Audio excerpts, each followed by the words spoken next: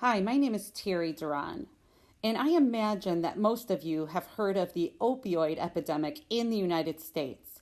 Yet I want to introduce you to a largely unreported epidemic, the medication overload of our elderly population. The objectives of this course are to explore the concepts of polypharmacy, the prescribing cascade, and deprescribing. Also, I want to introduce you to the Beers criteria. I want you to know the principles of medication use in the elderly and identify potentially inappropriate medications that are used in our older adults. So let's first look at some general statistics. Every day, 750 of our American seniors are hospitalized due to medication side effects.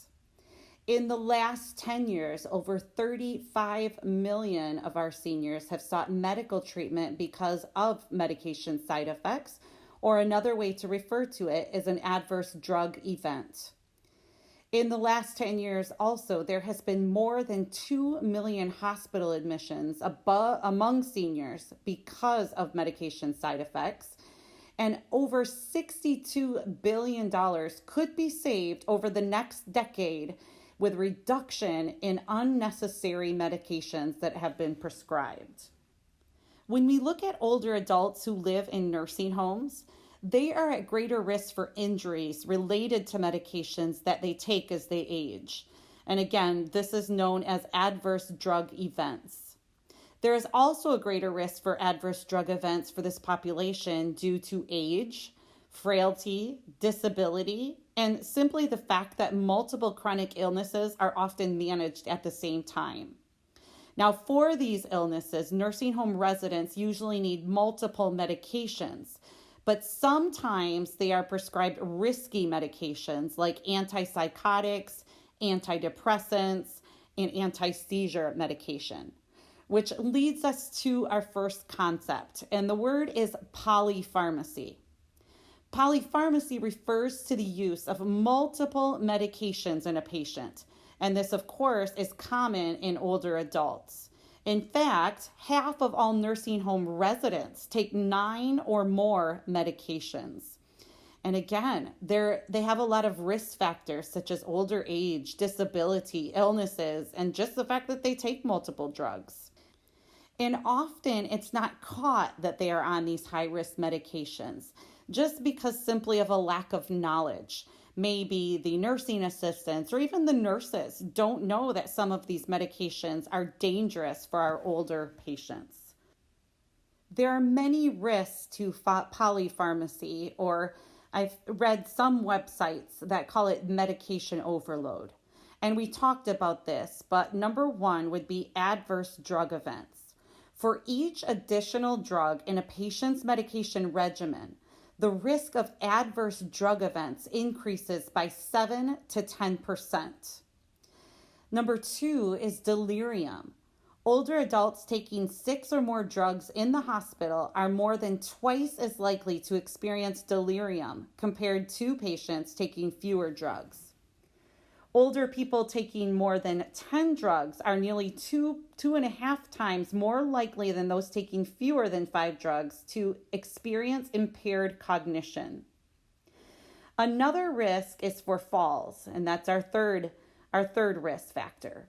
For older adults, taking 4 or more drugs is associated with an 18% greater risk of falls. Taking 10 or more drugs is associated with a 50% higher risk of falls. The fourth and most serious risk is mortality. For older adults, taking 6 to 9 medications is associated with a 59% greater chance of death compared to taking no medications. Taking 10 or more medications is associated with a 96% greater chance of death.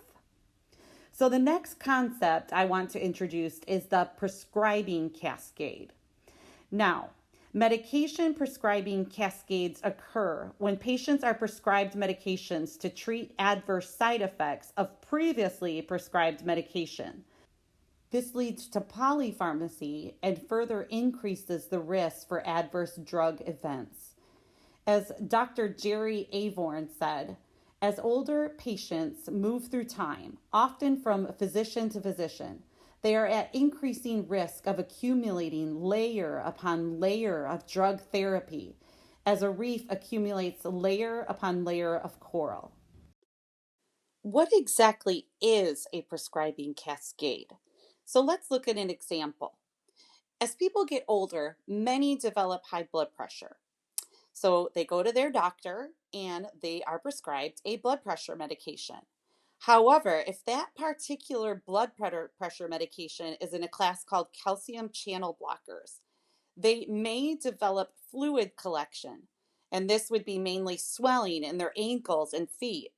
And then they go to their healthcare provider again and are prescribed a diuretic such as hydrochlorothiazide or furosemide to treat the swelling.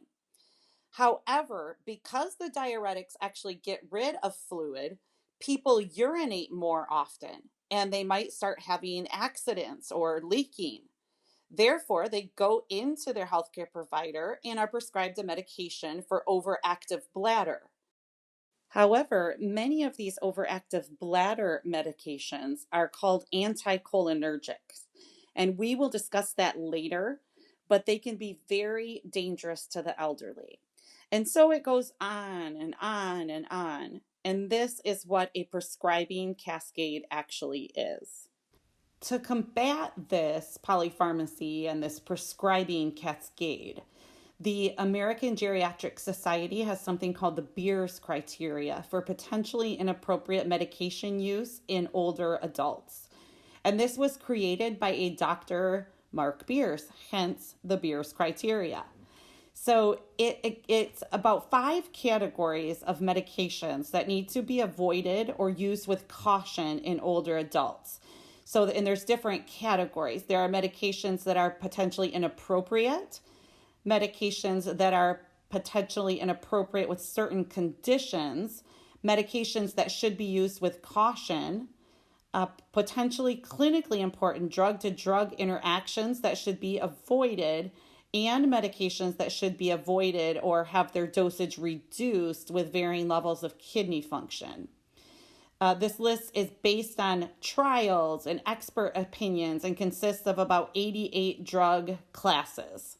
So when examining the impact of adverse drug events on hospitalizations in older adults, 6.6% of adverse drug-related hospitalizations were caused by medications that are on the Beers criteria. And this is intended for use in all settings. So ambulatory, acute, long-term care facilities, hospice, and palliative care. So what I put here is the link to a printable, and it's the 2019 Beers Pocket Guide. And this was actually the last time that it was updated. Every few years they do update it. So the following information is taken directly from that. So the guide was developed as a tool to assist healthcare providers in improving medication safety in older adults. And the goal of the guide is to improve care of older adults by reducing their exposure to potentially inappropriate medications. It's important to understand that this is a guideline for identifying medications for which the risks of their use in older adults outweigh the benefits. And that's the way it is with a lot of medications. So they may need a certain medication actually to maintain life. And we just need to make sure that the risk of using it doesn't outweigh the benefit. This criteria is also not meant to be applied in a punitive manner, so like as a disciplinary measure. And it's not meant to supersede clinical judgment or an individual's patient values and needs. So prescribing and managing disease conditions should be individualized and involve shared decision making. Also, this criteria underscores the importance of using a team approach to prescribing and trying the use of non-medication approaches and of having economic and organizational incentives to follow this model. Finally, they want to make it clear that this criteria is not applicable in all circumstances. For example, if somebody is under hospice care or is receiving palliative care. So If a provider is not able to actually find an alternative and chooses to continue to use a drug on the list in an individual patient, then designation of the medical medication as potentially inappropriate can simply serve as a reminder for close monitoring so that these adverse drug effects can be incorporated into the electronic health record or prevented and detected early. So obviously we do not have the time in this teaching to go over all the different types of medications, but I do want to just do a summary of the most common medications from the Beers criteria. And the first medication class that I want to talk about are anticholinergics. These are medications that can actually masquerade as dementia. So about 1 in 4 older adults take anticholinergic drugs. And these anticholinergics simply target a very important chemical messenger in the brain, and it's called acetylcholine. This is part of the parasympathetic nervous system, and it plays a key role in attention, concentration, and memory formation and consolidation. Now, anticholinergics are known to cause confusion, memory loss, and even worsening mental function in people who are older than 65 years of age. Also, in several studies, the results have suggested that even the risk for dementia when people have used anticholinergics for a long period of time, that risk remains even after they actually come off the medication. Now, there's other side effects, too, that come along with these anticholinergic drugs, so let's look at them. Now, when we look at the eyes, people can have blurred vision and dry eyes. They can have dry mouth, they can develop constipation, they can become flushed, their skin unable to sweat, easily overheated. They can have bladder retention, so the inability to completely empty their bladder. They can have tachycardia or a rapid heart rate. And of course, as we also talked about the brain, drowsiness, dizziness, confusion, and even hallucinations. As we go over these commonly prescribed medications, I want you to keep your eye out for residents in your long-term care facility that may be taking anticholinergics, especially if they have dementia or some type of mental status change. Sometimes the action of simple deprescribing can help a resident tremendously. And I've even heard of people actually being able to live on their own again after a lot of these high-risk medications were discontinued. So the first group I want to talk about are antispasmodics. These are anticholinergics that are used for urinary incontinence or overactive bladder. Two very common ones are oxybutynin, which is ditropan, and tolterodine, which is Detrol. So keep an eye, especially with the women in who may be on these medications, especially if they have dementia. The second group I'm going to talk about are first-generation antihistamines. These are highly anticholinergic, and especially as people get older, there's reduced clearance in the kidneys, and tolerance develops when they're used as a hypnotic. So there is risk of confusion, dry mouth, constipation, and of course all these other anticholinergic effects or even toxicities that we've talked about. So very commonly prescribed is hydroxyzine, and this can be used for itching, but also for anxiety. This is a very common one used for anxiety. One that we probably all know because you can get it over the counter is Benadryl. It's the diphenhydramine. So people will take this for allergies, and this is the ingredient that is common in many of the over-the-counter sleep medications. The next one is meclizine, and this is used a lot for vertigo and dizziness.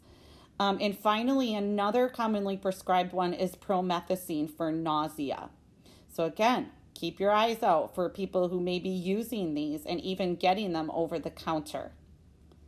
Next are the tricyclic antidepressants. These are used alone or in combination, and again, they are highly anticholinergic. They're very sedating and they cause orthostatic hypotension. So they cause people's blood pressure to actually go low. So these are nortriptyline or amitriptyline. The nortriptyline is often referred to as Elavil. They're used a lot for sleep, but they can also be used in different types of pain syndromes. And this includes migraine disease and then just different types of pain. So again, watch for these. Probably a lot of us have heard of the medication Xanax. This is in a group of medications called benzodiazepines, and probably they're mostly used for anxiety, but they are also highly addictive. Benzodiazepines have anticholinergic effects, and they increase the risk of cognitive impairment, delirium, falls, fractures, and motor vehicle crashes in older adults. However, they are used appropriately for seizures disorders, rapid eye movement, sleep behavior disorders. They're very helpful in alcohol withdrawal and severe generalized anxiety. They're even used in anesthesias. And I'd like to add that they're very helpful in vestibular disorders. So vestibular migraine, vertigo, anything that can cause dizziness, because they can calm that down. So again, we always need to look at the risks versus benefits of certain types of medications. They are also commonly used for sleep. So we have the short and intermediate acting benzodiazepines, but there's also a long acting benzodiazepine. So alprazolam, which is the most commonly prescribed, is Xanax. There's also lorazepam, which is Ativan, and temazepam, which is Restorol, is used a lot for sleep. So people that have to be on benzodiazepines, sometimes they're just switched over to long-acting benzodiazepines. So clonazepam, which is called Klonopin. But again, they are very risky for older adults. There are also non-benzodiazepines or benzodiazepine receptor agonist hypnotics. And these have adverse events similar to those of benzodiazepines. So delirium, falls, fractures, increased emergency room visits, hospitalizations, motor vehicle crashes, and they really don't help that much for sleep. So the most commonly prescribed is zolpidem or Ambien, and that basically is only used for sleep.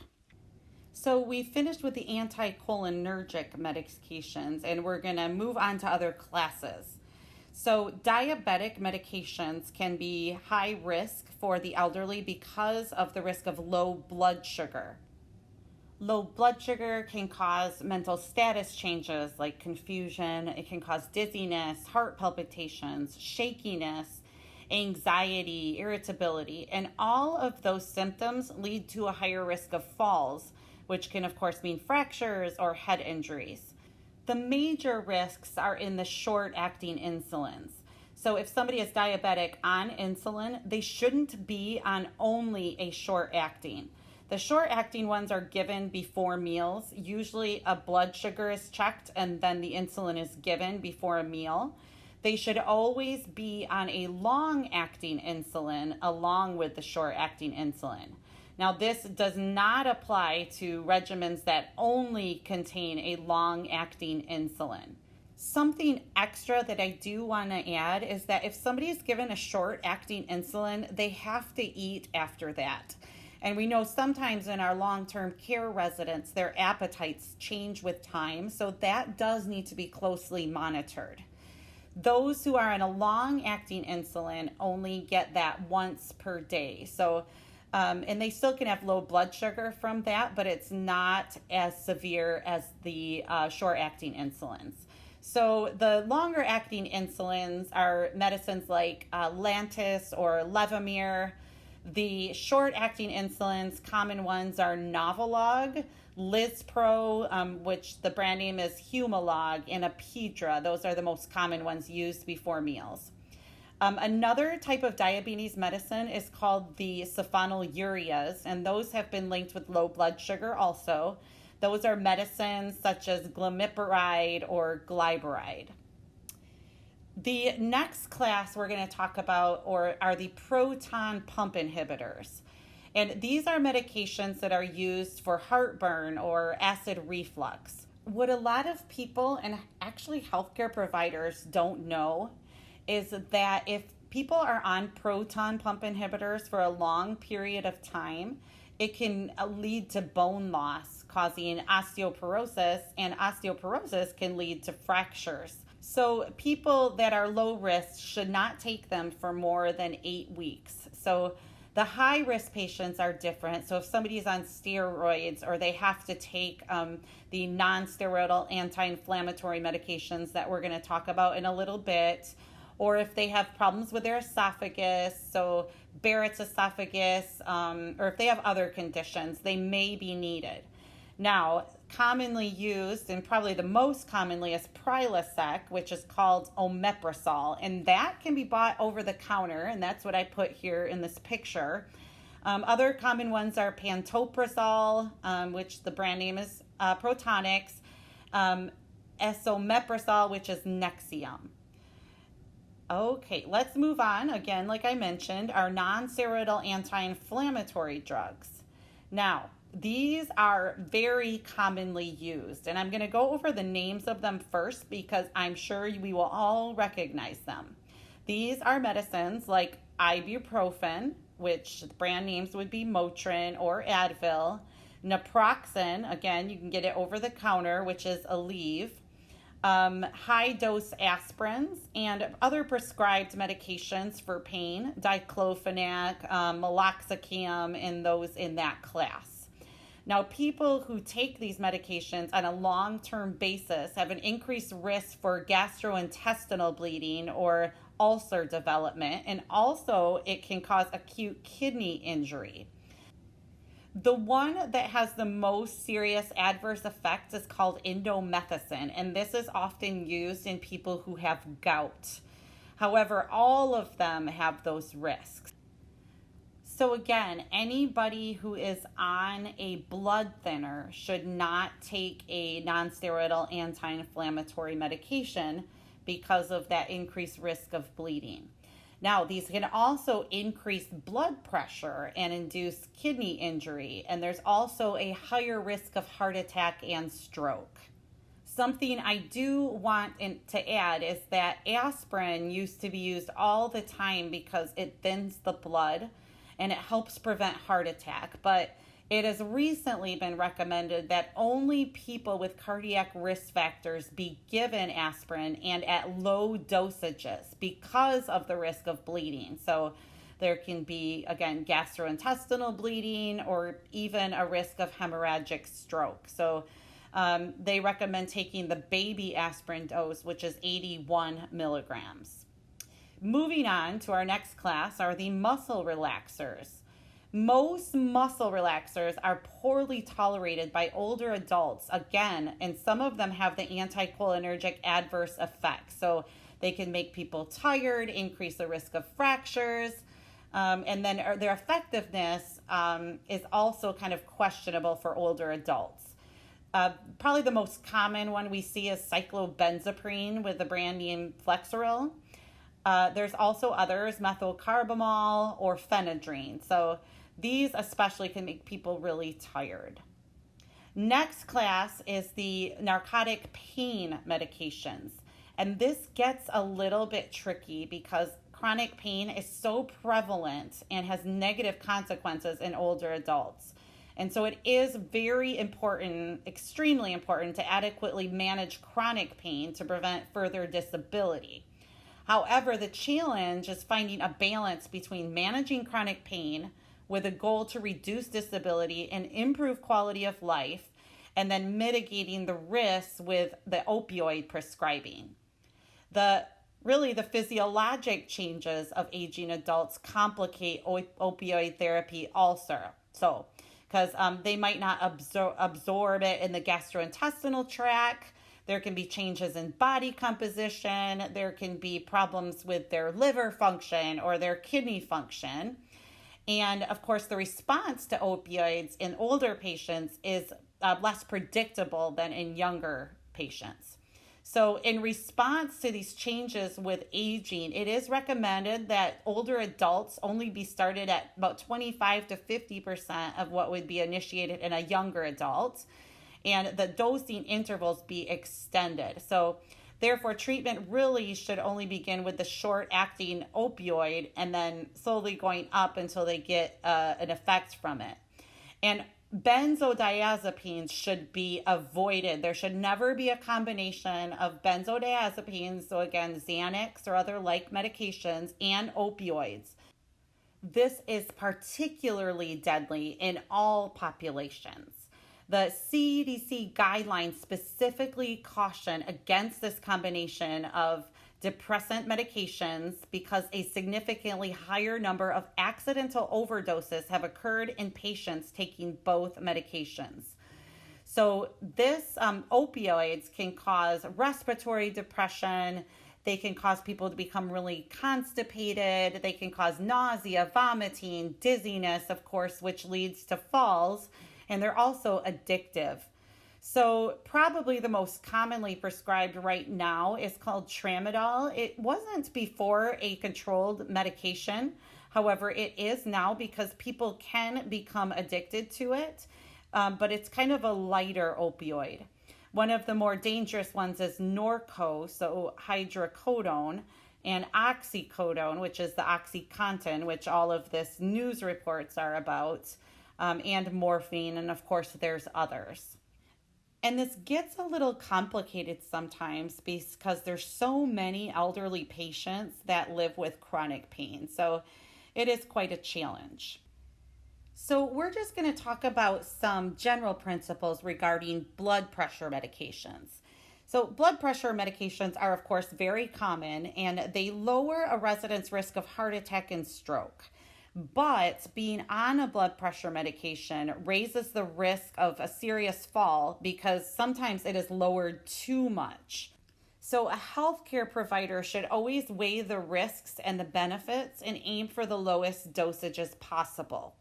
There are also updated recommendations for older adults to have a blood pressure of 150/90 or lower. Now, I do want to mention diuretics that we discussed earlier, hydrochlorothiazide, furosemide, which is Lasix. They can make the kidneys produce more urine and therefore contributing to urinary frequency and incontinence. So we need to be really careful about that too. I do want to discuss in detail dementia. Now, although current medications cannot cure dementia or stop it from progressing, they may help lessen symptoms such as memory loss and confusion, but this is only for a limited amount of time. So when residents come in with dementia, there are some basic medications that they're usually on, and of course the most common type of dementia is Alzheimer's. The class of medications that are most commonly prescribed are called cholinesterase inhibitors. So this includes Aricept, which is approved to treat all stages of Alzheimer's disease. There's also Razidine, approved for mild to moderate stages, and you can see the generic names right there. Another is Exelon. This is approved for mild to moderate Alzheimer's as well as mild to moderate dementia associated with Parkinson's disease. So for the more moderate to severe stages, there's one called memantine or Namenda, and there's also a combination of the memantine and then the donepezil, which is the Aricept. And that's approved by the FDA for treatment of moderate to severe Alzheimer's. So they are all prescribed to improve memory, attention, reason, language, and ability to perform simple tasks. The memantine specifically can be used alone or with all other Alzheimer's disease treatments. Now, there is some evidence that individuals with moderate to severe Alzheimer's who are taking a cholinesterase inhibitors might benefit by taking memantine along with it because it acts differently. But if we look at the side effects of these medications, the Aricept can cause nausea, vomiting, loss of appetite, and increased frequency of bowel movements. And this is about the same for all of them from that specific class. Now, the memantine or the Namenda can cause headache, constipation, confusion, and dizziness. So really, a lot of these medications mainly help in the earlier stages of Alzheimer's. When people get to those severe stages, it's a little questionable as far as the risk versus the benefit ratio. So really, with these patients, you have to sit down and really look at their medications and decide if it's necessary to have them on them. So in the case of my grandmother, when she was in the nursing home, she was on both the Aricept and the Namenda. So in the case of my grandmother, when she was in long-term care, now that I look back in hindsight, I'm wondering if she might have been a little bit more alert in her severe stages of Alzheimer's if we would have taken her off of these medications. Now, most of us have heard of physical restraint. However, not many of us have heard of chemical restraint, so I want to introduce this concept. A chemical restraint is a form of medical restraint in which a drug or a medication is used to restrict the freedom or movement of a patient, or in some cases to sedate a patient. Most often in nursing facilities, chemical restraints are used to sedate or pacify patients whose behavior is too aggressive or unruly for the staff.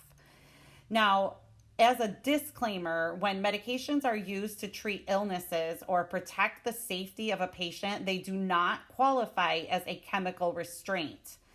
The usage of chemical restraints is actually a violation of federal law.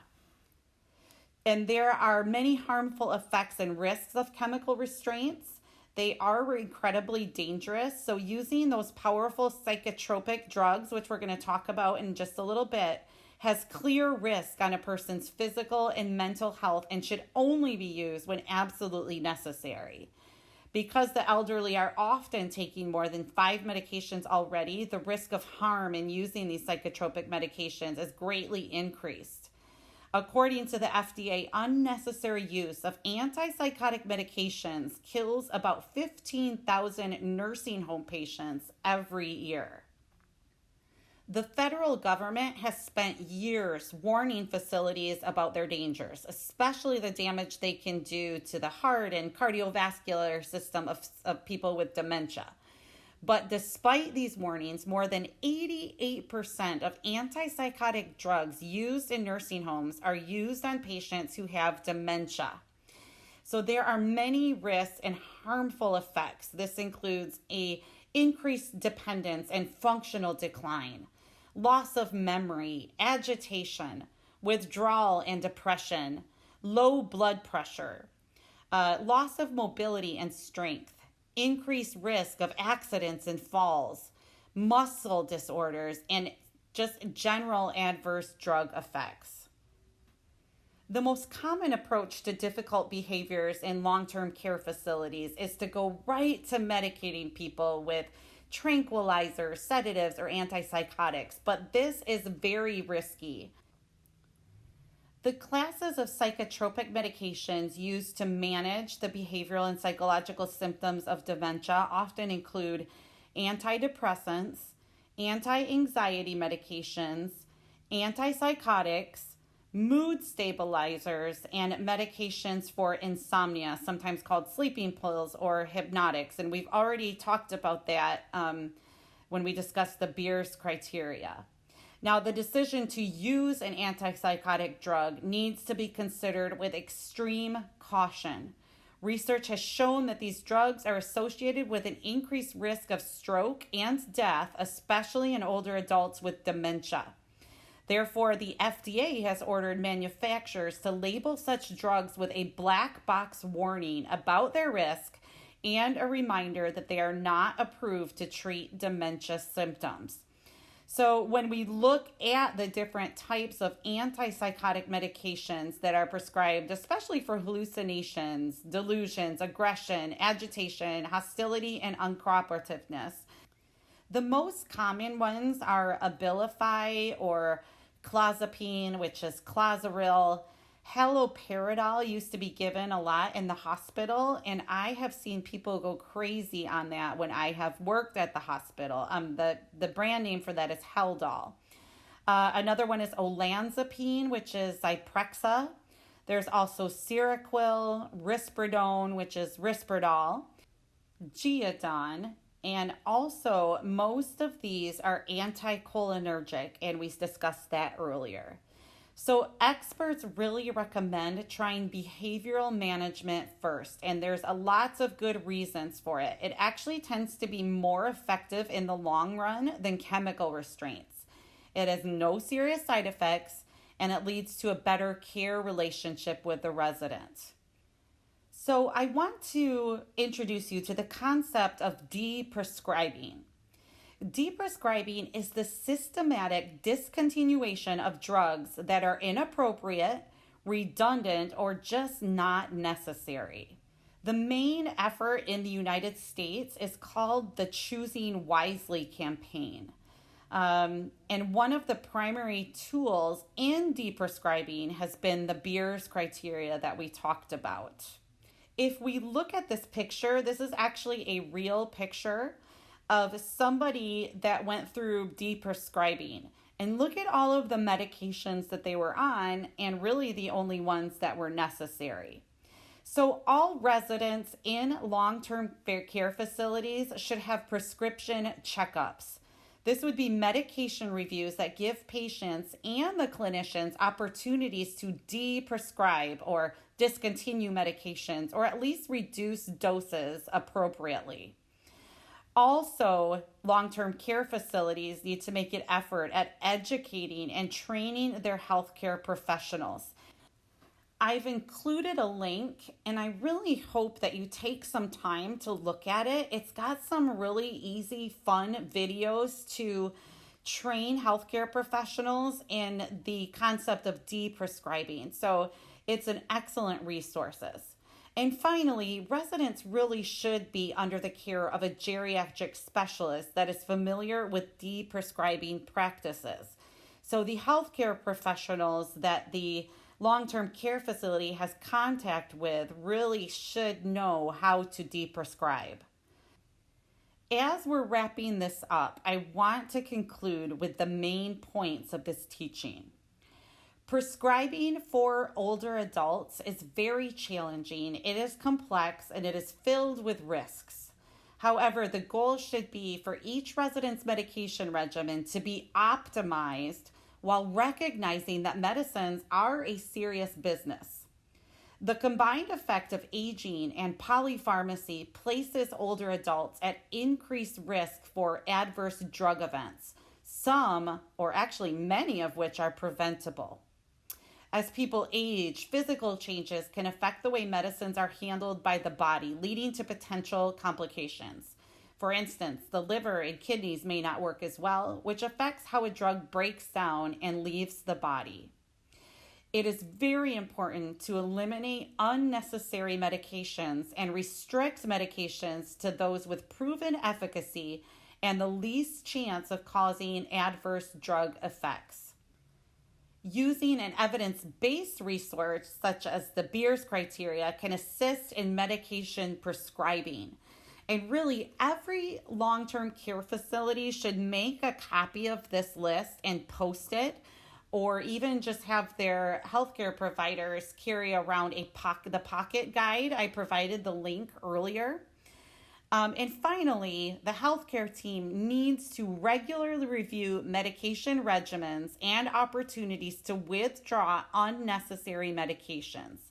At the same time, desire to reduce polypharmacy shouldn't prevent providers from prescribing medications to older persons when they are medically indicated.